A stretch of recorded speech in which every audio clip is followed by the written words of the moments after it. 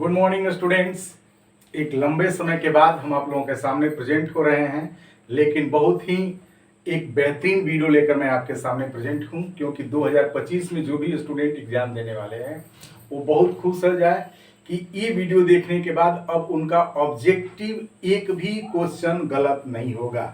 जो भी फरवरी में 2025 में एग्जाम देने वाले हैं उनका एक भी क्वेश्चन गलत नहीं होगा। उनको मात्र 2 टिप्स रखना है यार, 2 से ज्यादा नहीं, 2 चीजें। और ये अक्टूबर मंथ से अगर स्टार्ट करते हैं, अगर ये 2 चीजें, तो उनका ऑब्जेक्टिव क्वेश्चन एक भी गलत नहीं होगा। और ये बात माइंड में सेट कर लीजिए कि जिसका ऑब्जेक्टिव क्वेश्चन एक भी गलत नहीं होता है, फिजिक्स हो, केमिस्ट्री हो, मैथ हो, बायोलॉजी हो, इंग्लिश हो या हिंदी हो, वही 90 प्लस के क्लब में जाते हैं। यानी कि उन्हीं का किसी भी सब्जेक्ट में 90 नंबर आता है, मोर देन 90। ये बात माइंड में सेट कर लीजिए। अगर आपका एक भी क्वेश्चन गलत ऑब्जेक्टिव में हो जाता है तो आप सब्जेक्टिव कितना भी बेहतरीन लिखिए, आपका नंबर 90 प्लस नहीं आएगा। ये एकदम 100% सही है, इसको आप माइंड में सेट कर लीजिए। और ऑब्जेक्टिव क्वेश्चन अधिकतर उसी स्टूडेंट्स का गलत होता है जो प्रैक्टिस में नहीं होते हैं, जो प्लानिंग में नहीं होते हैं, जो ट्रैक पर नहीं चलते हैं, जो बात को नहीं समझते हैं। और वो क्या होता है, मैं पढ़ने वाले की बात कर रहा हूँ, those student who are studying, जो अध्ययन कर रहे हैं उनकी मैं बात कर रहा हूँ। जो नहीं पढ़ता हो तो खुश रहता है, दे आर वेरी हैप्पी, क्योंकि उस बेचारे को क्या दिक्कत है। उसका तो अगर 50 ऑब्जेक्टिव क्वेश्चन इंग्लिश में है, चाहे 50 हिंदी में करना हो, अन्यथा 35 क्वेश्चन अगर उसको करना हो फिजिक्स में, 35 क्वेश्चन आपको करना हो केमिस्ट्री में, चाहे 50 क्वेश्चन उसको करना है मैथमेटिक्स में, तो उसको अगर 30 भी सही हो जाता है, 20 भी सही हो जाता है, दे आर वेरी हैप्पी। लेकिन आपको अगर 5 भी गलत हो जाता है, 10 भी क्वेश्चन, मान लीजिए कि मैथ में 50 क्वेश्चन करना है और आपका 40 क्वेश्चन सही होता है, 10 क्वेश्चन गलत होता है, तो कहाँ गलत होता है, क्यों गलत होता है, यही मैं बताने के लिए आज ये वीडियो बना रहा हूं और आपके सामने प्रेजेंट हूं। तो सबसे पहला जो टिप्स है, ये समझने की कोशिश करो कि कहाँ आपका गलती होता है। देखो होता क्या है कि आप जो हैबिट है वो रॉन्ग हैबिट में जाते हो। मैं कह रहा हूं कि आप डेली 5 क्वेश्चन ऑब्जेक्टिव का करो, कोई भी चैप्टर का, चाहे हिंदी को हो, चाहे इंग्लिश का हो, चाहे मैथ का हो, कोई भी 5। अगर उस 5 में से आप तुक्का मत लगाओ, जिस पे आप कंफर्म हो उसी को टच करो। जिस क्वेश्चन पे आप कंफर्म हो उसी क्वेश्चन को टच करो। और इसके बाद देखो कि जैसे 5 क्वेश्चन है, 5 में से 3 क्वेश्चन को बनाए, 2 क्वेश्चन को छोड़ दीजिए, 2 को मत बनाइए। अगर आपको कंफ्यूजन है तो उस 2 क्वेश्चन को छोड़ दीजिए और इस 3 क्वेश्चन को जो बनाए हो उसको फिर मिलाओ, देखो कि ये तीनों क्वेश्चन मेरा सही है कि नहीं है। अगर वो 3 क्वेश्चन भी सही नहीं आपका है तो फिर टेंशन में हो जाओ, प्रेशर में हो जाओ और सोचो कि मैंने कहाँ गलती किया। ये 3 क्वेश्चन भी मैं, क्योंकि स्टूडेंट क्या करते हैं कि वो 5 क्वेश्चन बनाते हैं, 5 क्वेश्चन में से 2 सही हो जाता है, 3 गलत हो जाता है। 5 क्वेश्चन बनाते हैं, 4 सही हो जाता है, 1 गलत हो जाता है, तो खूब खुश होते हैं कि 4 तो मैंने सही बनाया, 1 ही ना गलत हुआ। अरे यहाँ पे ना आप कर रहे हो, अक्टूबर मंथ में कर रहे हो, नवंबर मंथ में कर रहे हो, दिसंबर मंथ कर रहे हो, ये इंस्टीट्यूशन में कर रहे हो, घर पे कर रहे हो, अपने दोस्तों के साथ कर रहे हो, तो ये सारी बातें आपको तो टेंशन नहीं पैदा करेगी। जब एग्जाम में आप करोगे तो आप रेशियो मिलाओ कि 5 में अगर 4 सही होता है तो 50 में आपका कितना सही होगा। तो इस तरह से आपका पूरा बहुत ज्यादा है। यानी कि अगर आप 50 ऑब्जेक्टिव में 40 क्वेश्चन, 10 क्वेश्चन अभी गलत कर लेते तो बहुत गलत हो जाता है, तो तुम्हारा मेहनत तो बेकार चला गया बेटा ना। और ये चीजें मैं आपको देखो एकदम प्रैक्टिकल आपको दे रहा हूं। देखो सामने मैंने 3 क्वेश्चन लिखा हूं, 1 2 3, और ये 3 क्वेश्चन को खूब बढ़िया से देखो। और ये 3 क्वेश्चन देखो, 3 क्वेश्चन में एक पहला कि hurry up लेस्ट you miss the train. अब तुम सोचो कि तीनों में से तीनों सही कर रहे हो। दूसरा क्वेश्चन है कि Benjy was, the earth chapter से है, द अर्थ चैप्टर से बेंजी एक लड़का है, Benjy was and boy, simple minded, intelligent, laborious, active. और तीसरा question he as well as his friend. अब क्या होगा, अब तुम देखो कि कौन क्वेश्चन कर रहा है। अगर मेरी वीडियो आप देख रहे हो अगर इसमें से सिर्फ एक क्वेश्चन कर रहे हो और वो सही है तो खुश हो जाओ कि यही तरीका अपनाओ। अब तुका पर तीनों क्वेश्चन कर दिए और उसमें से दो आपका सही हो गया, एक गलती हो गया, तो खूब खुश हो जाओगे आखिर तीन में से दो तो सही कर दिए। यही चीज नहीं करना है। मेरी बात समझे। देखिए अब आप कर लीजिए इसको और मैं दे रहा हूं हरियप। तो हरियप है यू, तो आप हरियप है, अब पढ़े नहीं है तो नहीं पढ़े हैं तो इसी को पढ़ना है। कोशिश करिए कि कैसे गलती हो गया वो जाकर के, अभी आपके पास बहुत समय है, अभी अक्टूबर मंथ में चला, आप कोशिश करिए। जैसे क्लियर में कि हरियप लिस्ट यू, तो आप नहीं पढ़े हैं तो क्या करेंगे। हरियप मतलब होता है जल्दी करो, लिस्ट मतलब होता है नहीं तो तुम्हारी गाड़ी छूट जाएगी। तो you will miss the train, you will का यूज करोगे।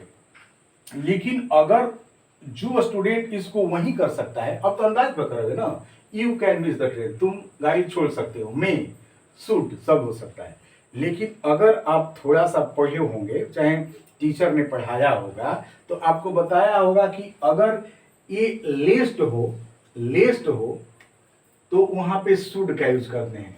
अगर लेस्ट यहाँ पे लगा हो तो उसके बाद जो हेल्पिंग वर्ब होता है यानी कि मॉडल वर्ब्स होता है वो शुड होता है लिस्ट के बाद, तो शुड आपका आंसर होगा। अब बताओ कि अगर आप इस चीज को नहीं पढ़े हो तो कोई बात नहीं है, लेकिन आपने तो गलती कर दिया। यू आर द स्टूडेंट और एक लेबोरियस स्टूडेंट हो, एक रिस्पॉन्सिबल स्टूडेंट हो और तुमने एक गलती कर दिया, तो यहाँ पर तो खुश हो जाओगे क्योंकि अभी क्लासरूम में बना रहे हो, मैं चाहे मेरे वीडियो देख करके बना रहे हो। आपका गलती हो गया तो क्या टेंशन हो, असर पड़ने वाला है तुम पर कोई नहीं।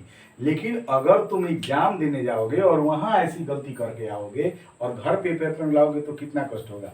इसी चीज को, इसी टिप्स को मैं बताने की बात कर रहा हूं कि जिस क्वेश्चन को तुम टच करो बेटा वो क्वेश्चन आपका सही होना चाहिए, अन्यथा नो टच, एकदम डोंट टच, उस क्वेश्चन को टच ही नहीं करना है। ये आदत अभी अक्टूबर से स्टार्ट करो और टेस्ट दो। अगर आपका टीचर टेस्ट ले रहा है तो टेस्ट दो, अगर नहीं ले रहा है तो अपने से टेस्ट दो। और ये हैबिट डालो कि मुझे अगर 20 क्वेश्चन मिल रहा है ऑब्जेक्टिव का तो 20 क्वेश्चन में से 12 क्वेश्चन ही बनाना है, लेकिन 12वां क्वेश्चन मेरा सही होना चाहिए। अगर ये टिप्स नहीं अपनाते तो बिल्कुल आप गलत कर रहे हो। देखो एक क्वेश्चन बेंजीवाज, तो बेंजी जैसे ही द अर्थ चैप्टर पढ़ोगे तुम्हें सिंपल माइंडेड वर्ड लिखा है कि बेंजू एक सिंपल माइंडल था, इम्बेसिल था, ठीक ना, मंद बुद्धि का, इसका आंसर सिंपल माइंडेड होगा। अगर आपको लग रहा है कि सही है तो दैट्स ओके, ना तो ये भी अंदाज पर करोगे तो ये भी दिक्कत है। उसी तरह से ही as well as his friend, अब एज वेल एज है तो आप पढ़े होंगे ग्रामर में कि एज वेल एज के पहले जो सब्जेक्ट होता है उसी सब्जेक्ट के अनुसार हेल्पिंग वर्ब का यूज होता है। तो देखो ये वाज है सिंगुलर और ये भी सिंगुलर है, तो एज वेल एज से पहले ही सिंगुलर है तो इसके साथ वाज का प्रयोग होगा। विल का भी प्रयोग हो सकता था लेकिन यहाँ पे मेन वर्ब रहता था, नहीं तो भी।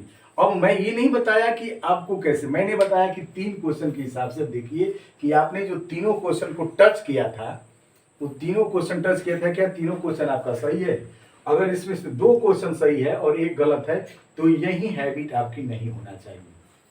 आपने अगर एक ही क्वेश्चन बनाया होता तो आपका एक ही क्वेश्चन सही होना चाहिए। ये एक आदत डालिए, ये टिप्स नंबर 1। अगर ऑब्जेक्टिव आप 50 में 50 इंग्लिश, हिंदी और मैथ में करना चाहते हो तो, फिजिक्स केमिस्ट्री में अगर 35 क्वेश्चन करना चाहते हो तो जिस क्वेश्चन को टच करो उस क्वेश्चन सही होना चाहिए, अन्यथा डोंट टच। ये सीखो टिप्स नंबर 1 और ये आदत डालो, बिकॉज अभी आपके पास अक्टूबर, नवंबर, दिसंबर, जनवरी 4 मंथ्स टाइम है। यू हैव 4 मंथ टाइम्स, 4 महीने में ये आदत डालिए।